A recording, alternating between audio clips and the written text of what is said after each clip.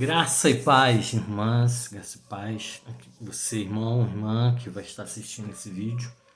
É muito bom estar aqui novamente para passar nossa aula dessa semana, né? E nós estamos na aula de número 11, né? Nós acertamos aquelas confusões de aula 9, 10, 8. Nós estamos na aula 11. E nessa aula de número 11, né, que nós estamos aqui, nesse momento, eu gostaria de relembrar algumas coisas, né, que a gente tratou nas últimas aulas, 1 minuto, 2 no máximo, e depois a gente falar a respeito de um conteúdo para hoje, tá bom? Então a primeira coisa que eu queria fazer é orar por você, tá bom? Deus Pai, em nome de Jesus, eu quero orar nesse momento por esse meu irmão, essa minha irmã, que estão nesse momento, Pai, assistindo esse vídeo. Eu não sei que dia vai chegar para eles, ou se é de manhã, de tarde ou de noite, mas uma coisa eu sei, que Tu és um Deus que cuida da vida deles, das suas famílias, das suas casas, e abençoa cada um deles. Muito obrigado pela oportunidade que tenho de falar com eles e com elas, com essas irmãs que compartilham e que também assistem. Muito obrigado, em nome de Jesus. Amém. Então, gente, vamos pensar numa coisa. Nós falamos nessas últimas aulas a respeito de 3 personagens bíblicos. Nós falamos de Adão, da sua comunhão com Deus e a comunhão que ele perdeu. Nós falamos de Enoque, a sua comunhão com Deus e também das informações que ele recebeu de Adão, né?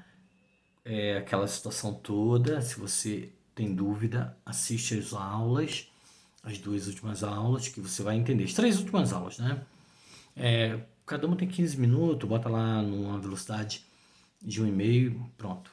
E também a terceira, né? E aquilo que Enoque conquistou, que foi o que Adão não conquistou. Adão morreu, né? E foi sepultado, voltou ao pó da terra. Enoque, ele foi arrebatado. E também o terceiro que nós dissemos foi justamente sobre Noé. Noé e sobre a questão dele ali onde vivia, que ele não cedeu às tentações naquele meio que ele vivia e que nós podemos também vencer e também não ceder às tentações no nosso dia a dia e dos dias que nós vivemos aqui nessa terra, tá bom? Então nós vamos pensar hoje, depois dessa reflexão, nós vamos pensar na questão de como Deus nos considera, tá? E qual é o amor de Deus, o tamanho da imensidão do amor de Deus para com cada um de nós, para comigo, para com você, para com seus filhos, para com suas filhas, para com a sua família. Mas individualmente, trazendo à alusão esses 3 personagens que nós dissemos anteriormente, o amor de Deus por Adão, que todo dia na virada do dia, Deus ia até lá, conversava com ele, né, queria saber dos feitos dele durante o dia. A segunda situação de Enoque, né, o amor de Deus, porque Enoque, ele, por ter se aproximado de Deus, Deus o tomou para si. E a terceira questão da intimidade de Noé com Deus e o amor de Deus para com Noé. Mas o que nos chama a atenção hoje, eu gostaria de pensar com vocês, é como Deus nos considera mais importante do que Ele mesmo. Como assim, Grêmio? Como assim, Pastor Grêmio? Que você quer dizer que Deus me considera mais importante do que Ele?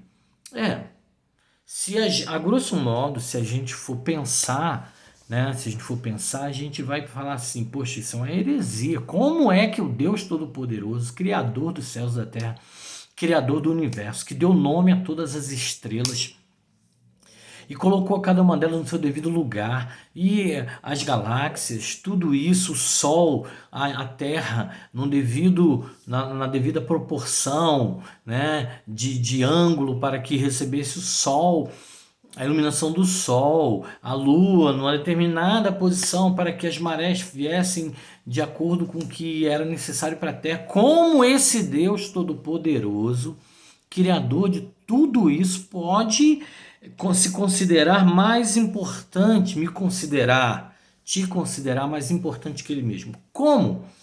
É simples. segundo a palavra de Deus, que nos relata. Nota uma coisa, eu vou usar 3 textos da palavra de Deus no dia de hoje, nessa aula de número 11, tá bom? Para que a gente compreenda o grande amor de Deus e como ele considera que eu e você somos superiores a ele e o amor dele tão grande por mim e por você. O primeiro texto que eu vou utilizar está lá em Filipenses, né? No capítulo de número 2,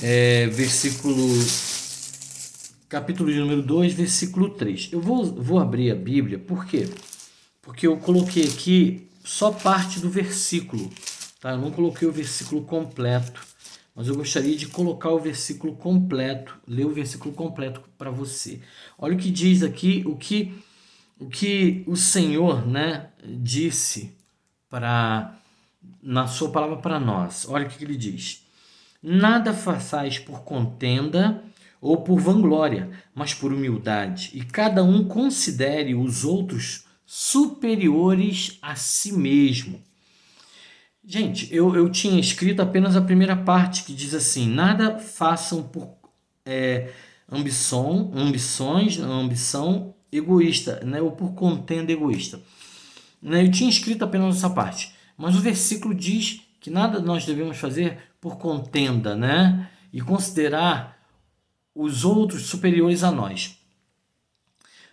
Deus, o Senhor, ele nunca disse para nós fazermos alguma coisa que ele mesmo não tenha feito.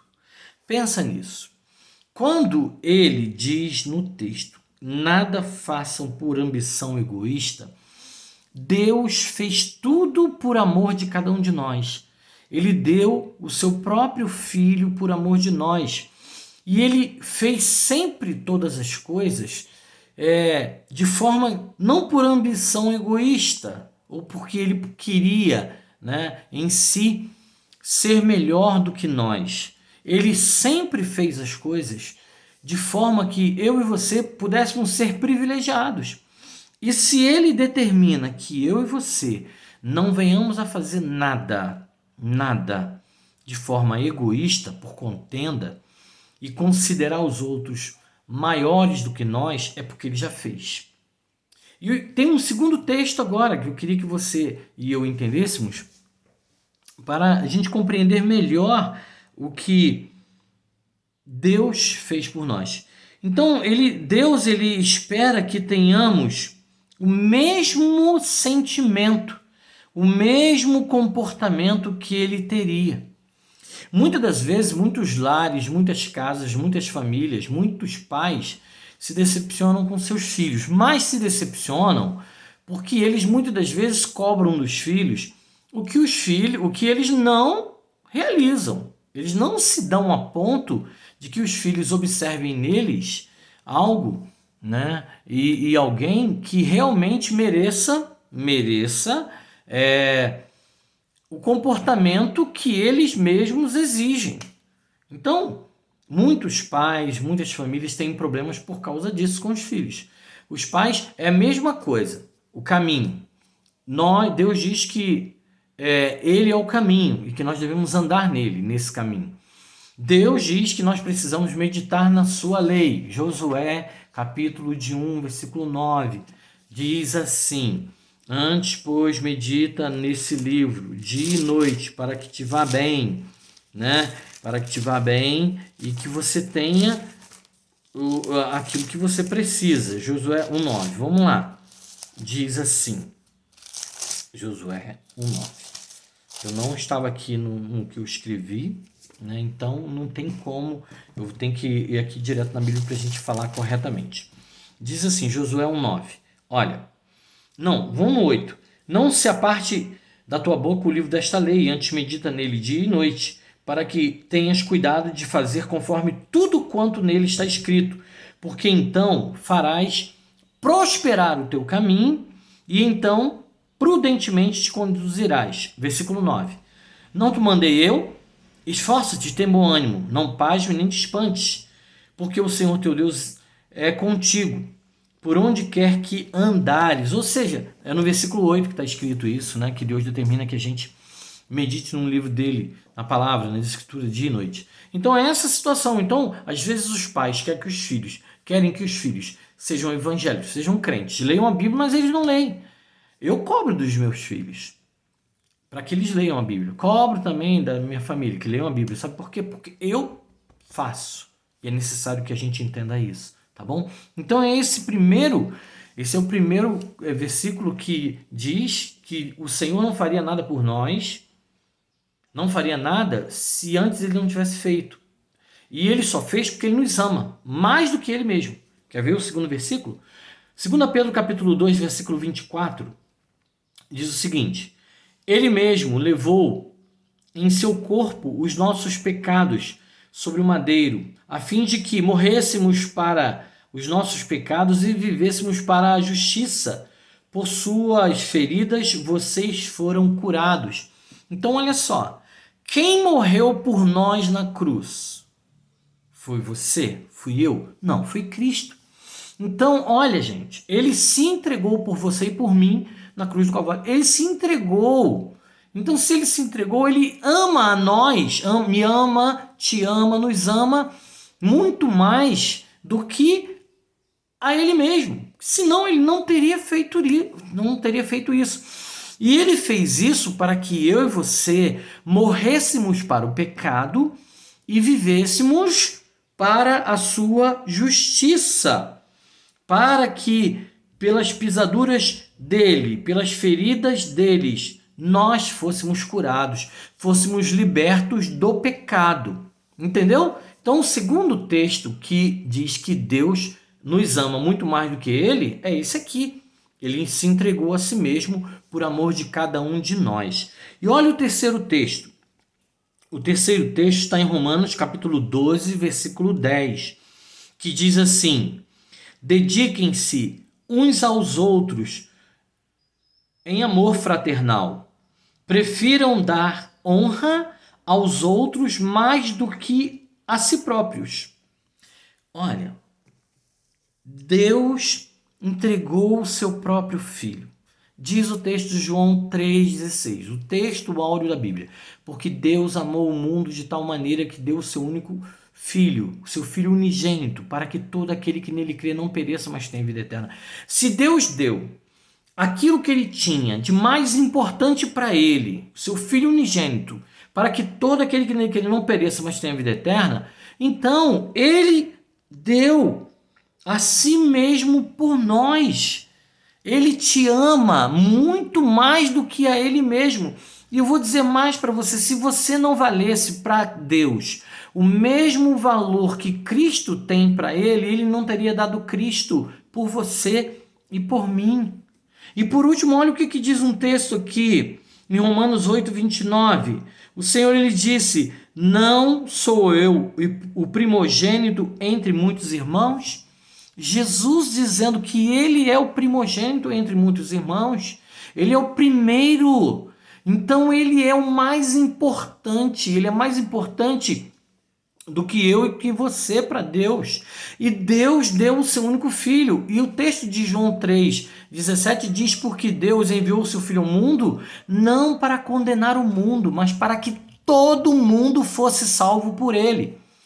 Deus deu o seu único filho, Deus deu Jesus por mim e por você, para que nós fôssemos salvos, nós fôssemos resgatados. Colossenses capítulo de número 3, agora eu estou na dúvida, se é 3 ou se é 1, 9, diz que Deus nos tirou do império das trevas e nos transportou para o reino do Filho do seu amor. Portanto, o Senhor te ama muito mais do que a si próprio. Por isso que ele deu o seu próprio filho. Por isso que eu e você precisamos desejar a companhia de Deus, desejar a Deus mais do que a nós mesmos, mais do que todas as riquezas do mundo. Toda a riqueza do mundo não se compara ao amor de Deus por nós. Aquilo que Adão perdeu, aquilo que Enoque desejou e aquela intimidade que Noé teve, é aquilo que nós precisamos e necessitamos para a nossa vida. Deus te ama e isso te basta. Amém? Que Deus te abençoe, que Deus te proteja, que Deus traga você. Você é importante para Deus. Você, se alguém mensurar que você não tem importância para Deus, diga: Jesus é o primogênito do Pai e ele entregou a Jesus por amor de mim. Ele não entregou Jesus por toda a humanidade. É claro, comutativamente sim, mas ele entregou Jesus por amor de você, por amor de você mesmo. Outra hora eu falo para você, num outro texto, por que Deus daria a sua própria vida, o seu próprio tempo, em resgate de apenas você. Que Deus te abençoe. Deus abençoe sua casa. Deus abençoe sua família. Que Deus derrame sobre você graça, paz, misericórdia, em nome de Jesus. Amém.